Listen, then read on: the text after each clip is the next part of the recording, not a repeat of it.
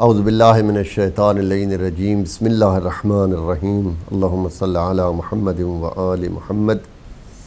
حج کے مناسک کے سلسلے میں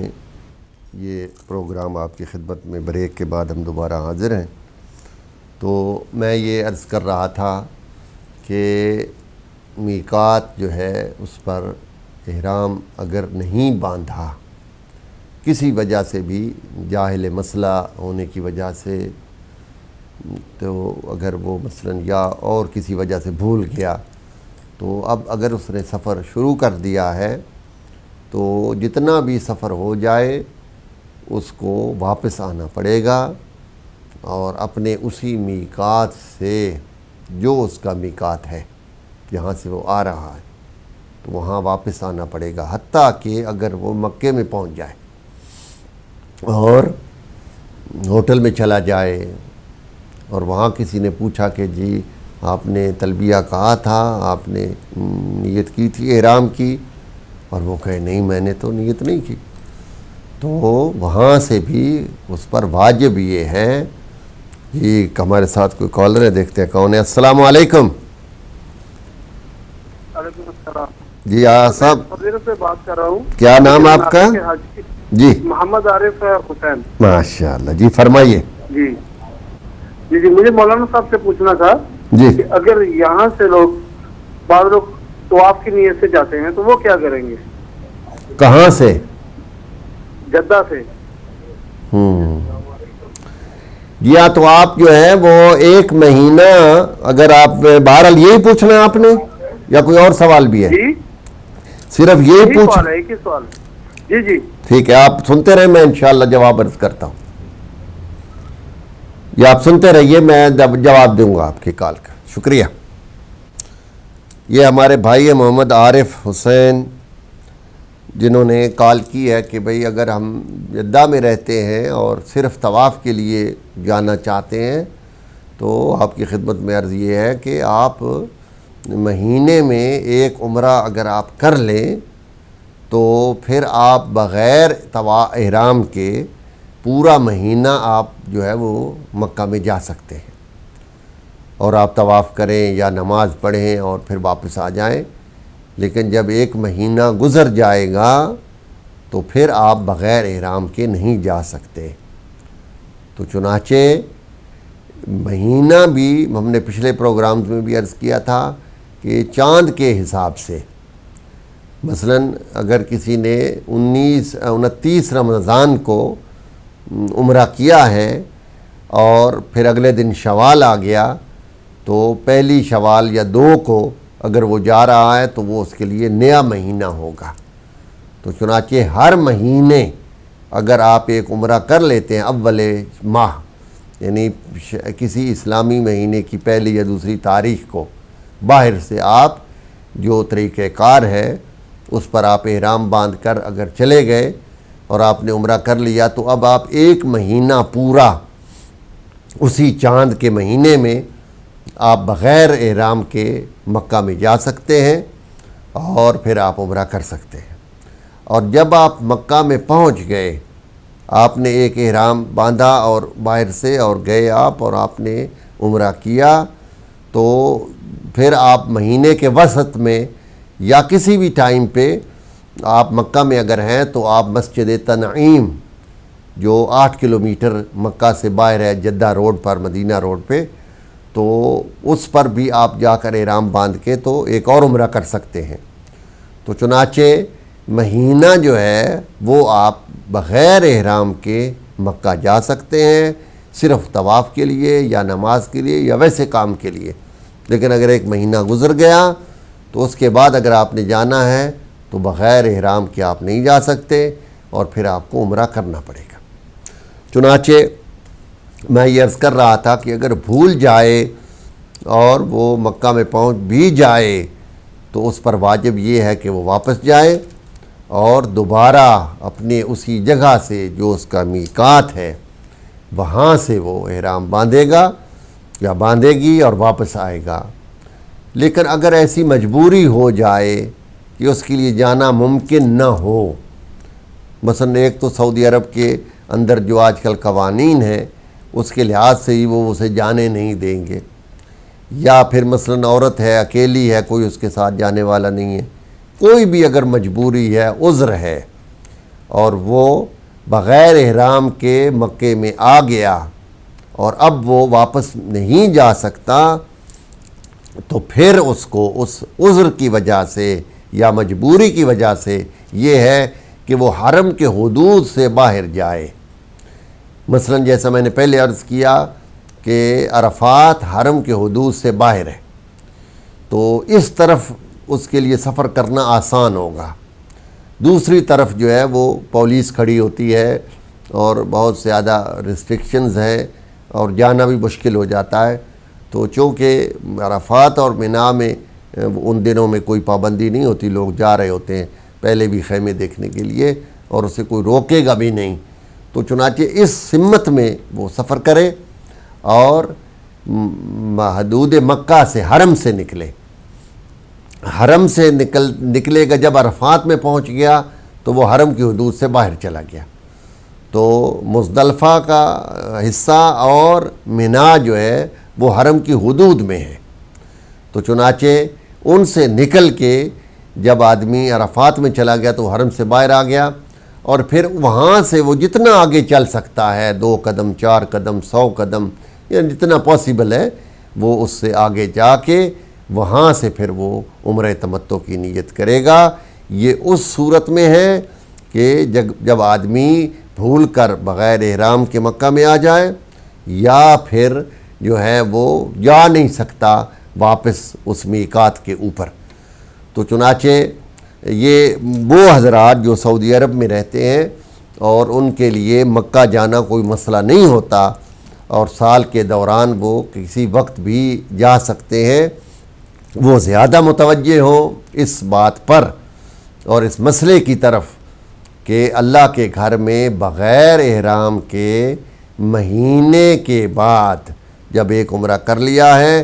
تو مہینے کے بعد بغیر احرام کے جانا حرام ہے، چاہے وہ نماز کے لیے جا رہے ہیں، چاہے وہ طواف کے لیے جا رہے ہیں، تو بغیر احرام کے نہیں جا سکتے۔ تو اب آپ نے نیت کی، احرام آپ نے باندھ لیا، تو میں یہ عرض کر رہا تھا درمیان میں فون آ گیا کہ حضرت جبرائیل پیغمبر اکرم صلی اللہ علیہ وآلہ وسلم پر نازل ہوئے اور کہا کہ اللہ تعالیٰ یہ چاہتا ہے، آپ اپنے ساتھ جو حج اور عمرے پر لوگ آ رہے ہیں ان سے کہیں کہ خدا 2 چیزوں کو تم سے چاہ رہا ہے، ایک تو بلند آواز سے تلبیہ کہو، لبیک اللہم لبیک، اور دوسرا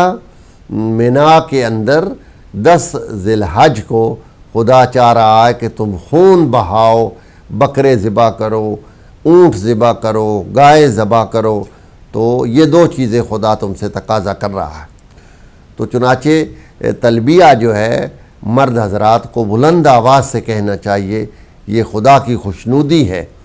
تو جتنا بلند آپ کہہ سکیں، اور پھر اس میں یہ ہے کہ ایک دفعہ واجب ہے، اور باقی آپ مثلاً مسجد سے نکلتے ہوئے جب آپ بس میں بیٹھے وہاں جب بس چلے، ویسے بھی مستحب ہے کہ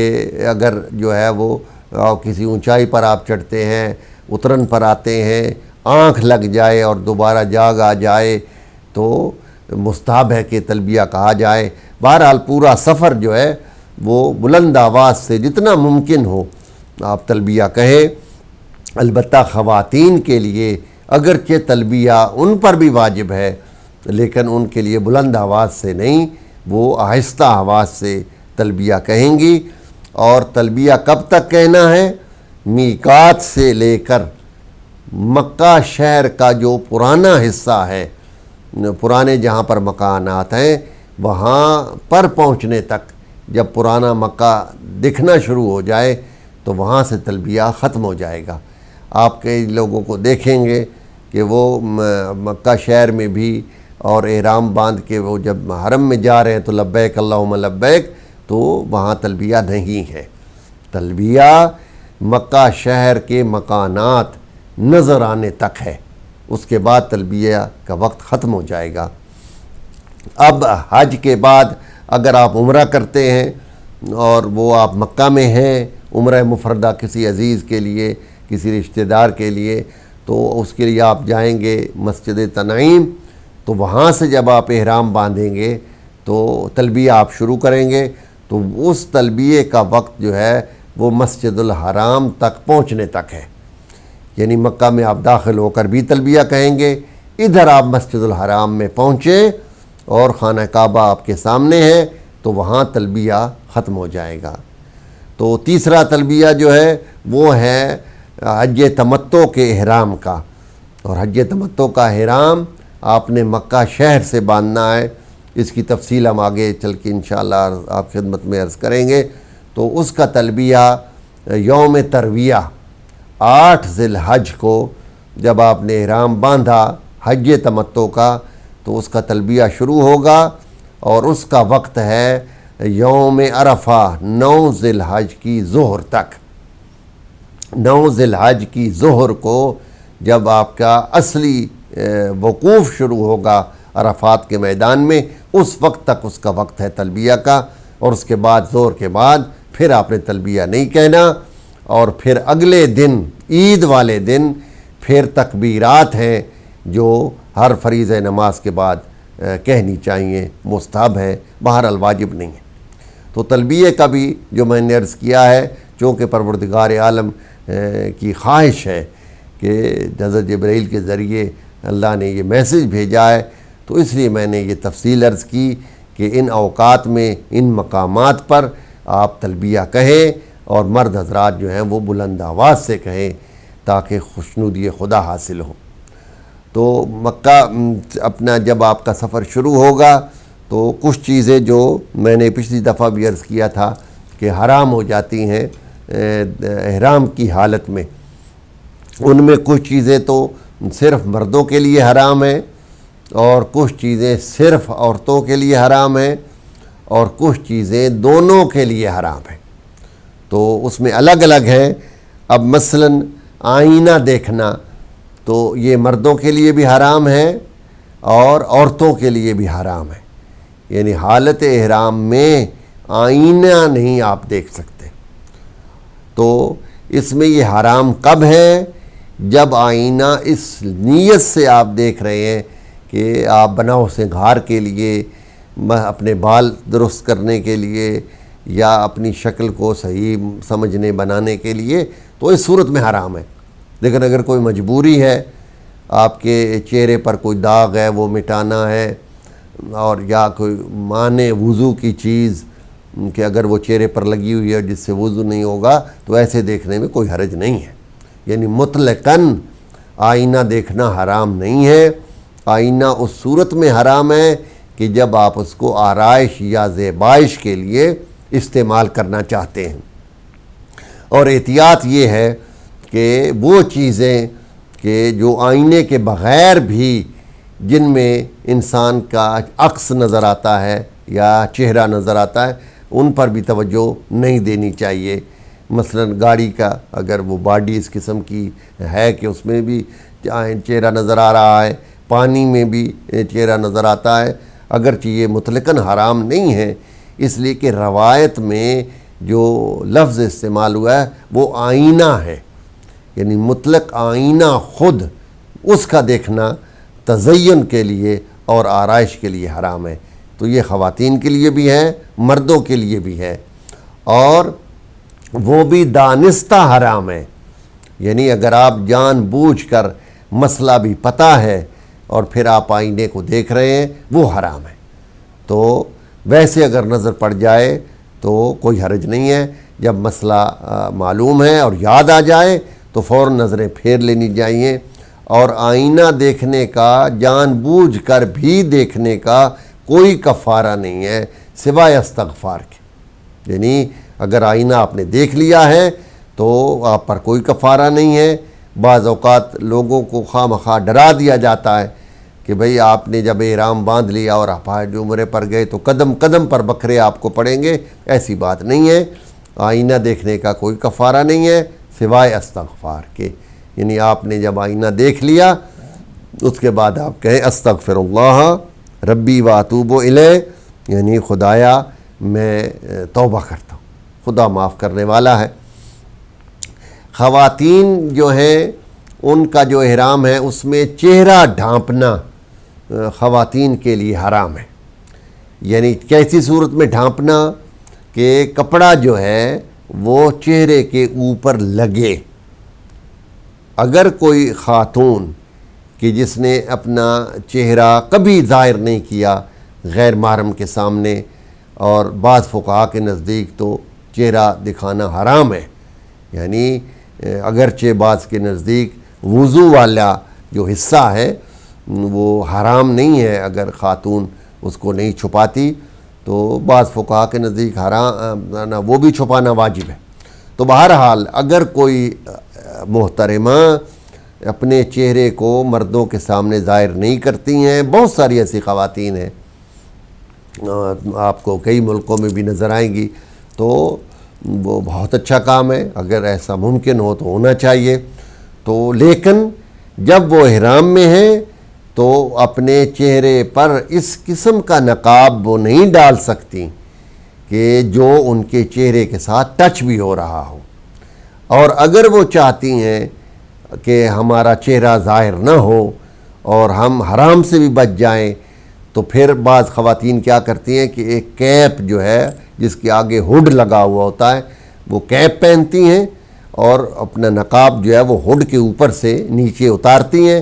تاکہ مس بھی نہ ہو اور ان کا جو ہے وہ چہرہ بھی ظاہر نہ ہو. یا پھر ایک پنکھا لے کر اس کو سامنے اپنے منہ کے رکھ لیتی ہیں جہاں کوئی غیر محرم سامنے آتے ہیں. تو یہ جائز ہے، کوئی حرج نہیں ہے، صرف یہ ہے کہ کپڑا جو ہے ٹچ نہ ہو.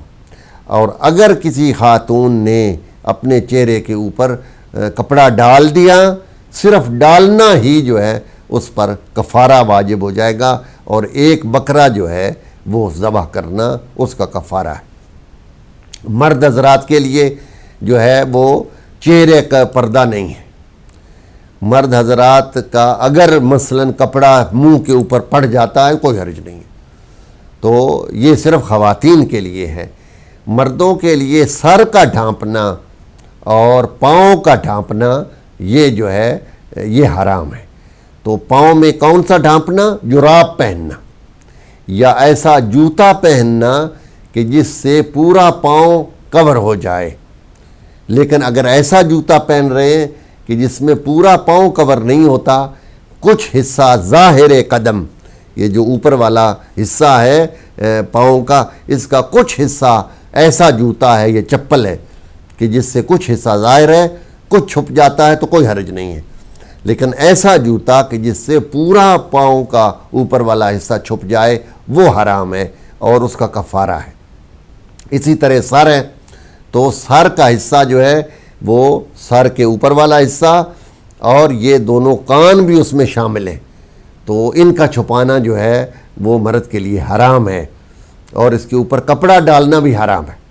حتیٰ کہ جب آپ موبائل سنتے ہیں، بعض فقہا کے نزدیک موبائل کو بھی، مثلا آیت اللہ العظمیٰ سیستانی کہ موبائل جو ہے وہ بھی احرام کی حالت میں مرد حضرات جو ہیں جب ان کو کال ریسیو ہو تو وہ اس کو سپیکر پر لگائیں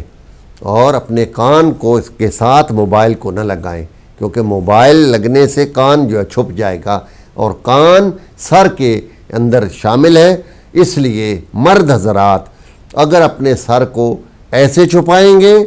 یا پھر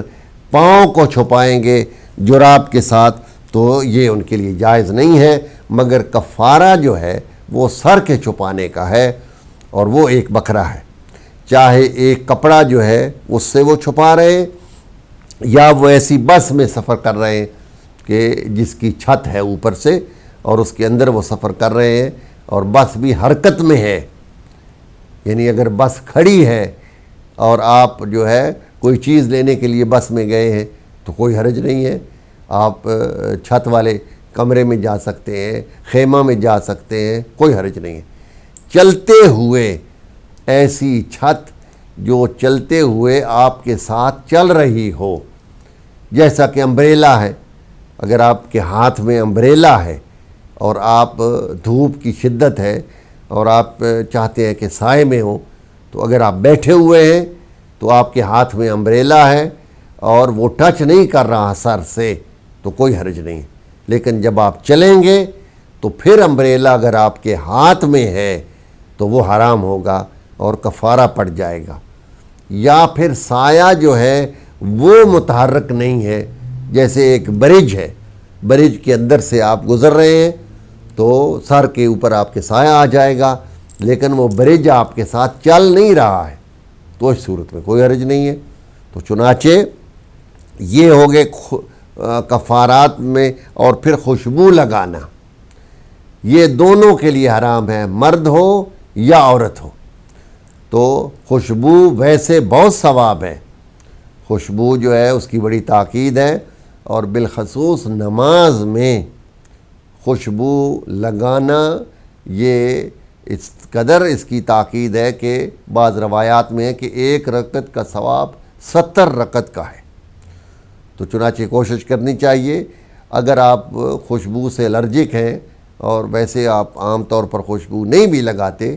تو کم از کم نماز کے لیے ایک شیشی وہاں جائے نماز کے ساتھ رکھ دیں اور تھوڑی سی خوشبو اس وقت آپ لگا لیں جو نماز کی حد تک ہی رہے، اور پھر آپ اس سے نماز پڑھیں. خواتین کے لیے بہرحال خوشبو کے اندر اشکال ہے، اور ایسی خوشبو لگانا اگر وہ گھر کے اندر ہیں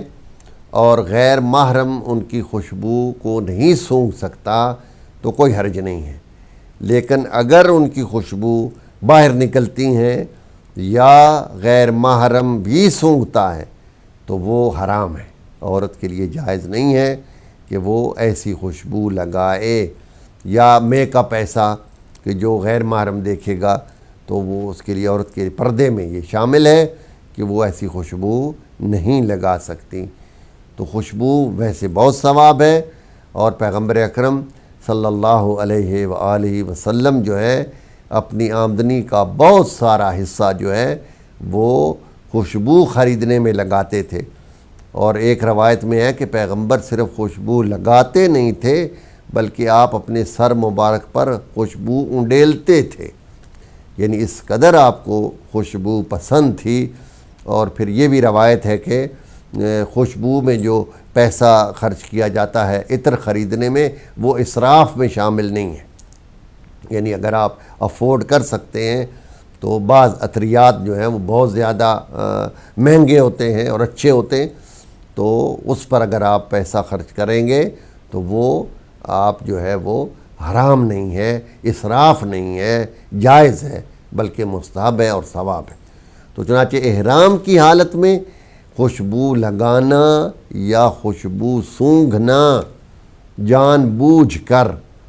کہ ایسی جگہ پر کھڑا ہونا کہ جہاں پر وہ عطریات ہوں اور وہ آپ سونگھ رہے ہوں تو یہ جائز نہیں ہے. اور خوشبو کا بھی کفارہ ایک بکرا ہے،